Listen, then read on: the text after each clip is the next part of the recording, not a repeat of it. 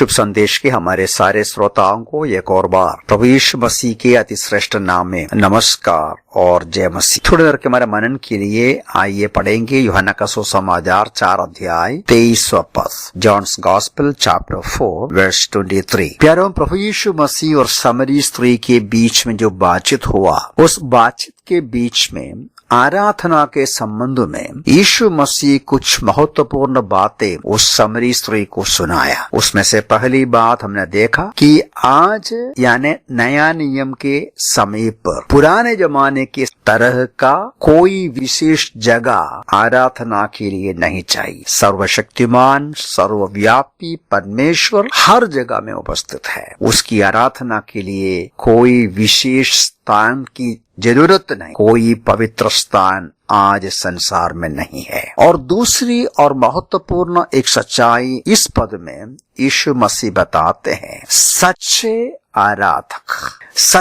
आराधक जो सूचना देता है, हर आराधना सच्चा नहीं है, हर आराधक सच्चा नहीं है। मतलब दूसरे शब्दों में सच्ची आराधना है, झूठी आराधना है। हाँ, बिल्कुल सुनने के लिए हमें अच्छा लगेगा नहीं, लेकिन प्रभु यीशु मसीह साफ तरीके से कहते हैं हर प्रकार की आराधना सही नहीं, सच्चा नहीं। 22वां पद में ही यीशु मसीह ने उनसे कहा था, तुम उसकी आराधना करते हो जिसे नहीं जानते। मतलब सामरी लोगों के आराधना के तरीका के बारे में प्रभु यीशु मसीह बोलते हैं, तुम आराधना तो करते हैं लेकिन तुम्हें नहीं मालूम आराधना क्या है, किसकी आराधना करते हैं। दूसरे शब्दों में अज्ञानता की आराधना करते हैं। आराधना की सच्चाइयों को न समझते हुए ईश्वर के बारे में, अपने बारे में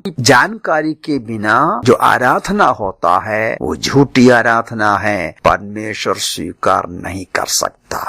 उसी वचन में यीशु मसीह ऐसा भी बताया। क्या बताया? 22वां पद में, हम उसकी आराधना करते हैं जिसे हम जानते हैं। यहूदियों की आराधना के बारे में लिखा है। यहूदी लोगों के आराधना के संबंध में ईश्वर का प्रकटीकरण उसको मिला। परमेश्वर ने उन्हें सच्चाई समझाया, लेकिन वास्तव में यशायाह के पुस्तक में और अन्य जगह में आते समय कई बार यहूदियों के आराधना के संबंध में परमेश्वर ने क्या कहा। यशायाह का पुस्तक उसका पहला अध्याय 11 से लेके कुछ पदों को देखिए। यहोवा कहता है, तुम्हारे बहुत से बलिदान मेरे किस काम के हैं? मैं मेढ़ों के होम बलियों तथा पाले हुए पशुओं की चर्बी से अधा गया। मैं बैलों, भेड़ों अथवा बकरों के लहू से प्रसन्न नहीं होता। तुमसे किसने कहा कि तुम मुझसे भेंट करने के लिए आकर मेरे आंगनों को रौंदे? अब से अपनी व्यर्थ भेंट लाना छोड़ दो। उनके धूप से मुझे घृणा है। मैं नए चांद और विश्राम दिन पर सभाओं का आयोजन, हाँ अधर्म के साथ विशेष सभा का आयोजन सह नहीं सकता।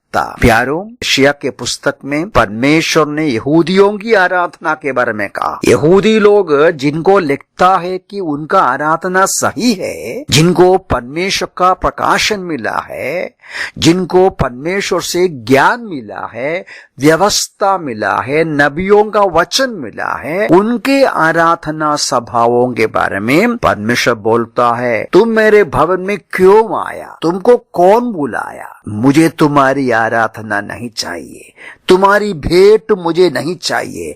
मैं थक गया बोलता है, मेरे लिए तुम एक बोझ बन गया बोलता है। आज भी ये संभव है, ये दोनों संभव है। अज्ञानता की आराधना एक जगह में होता है, बहुत सारे लोग आराधना करते हैं, उनको मालूम नहीं आराधना क्या है, उनको ये बात मालूम नहीं कि वो किसकी आराधना करते हैं। अज्ञानता के बीच में आराधना।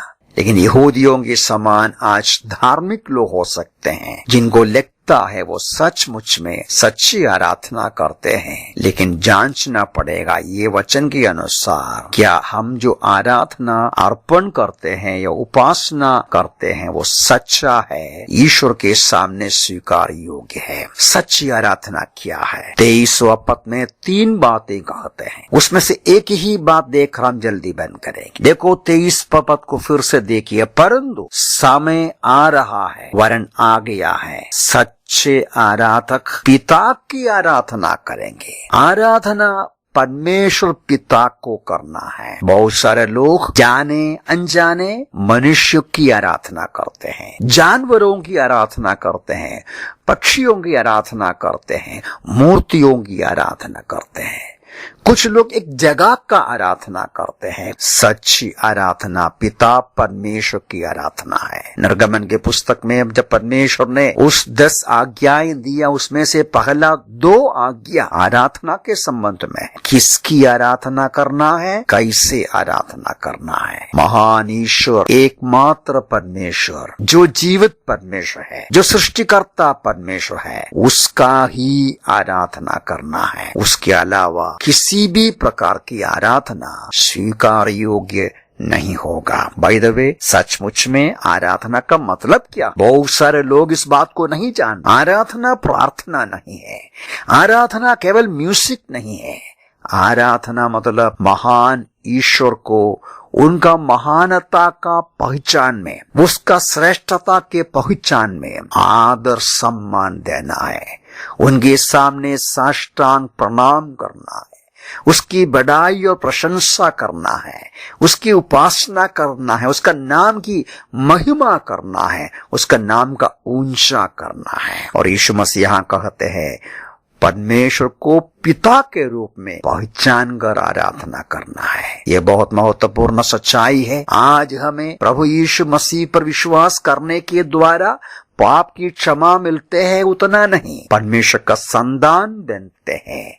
हम परमेश्वर के संतान बनने से या नया जन्म पाने से परमेश्वर हमारा पिता बनते हैं। उस पिता परमेश्वर की स्तुति आराधना सच्चाई से और आत्मा से करना है। प्रभु हमें सहायता करे, गंभीरता से इस बात पर हम विचार करें, हमारी आराधना क्या सच्ची आराधना है, पिता परमेश्वर के सामने स्वीकार योग्य आराधना है।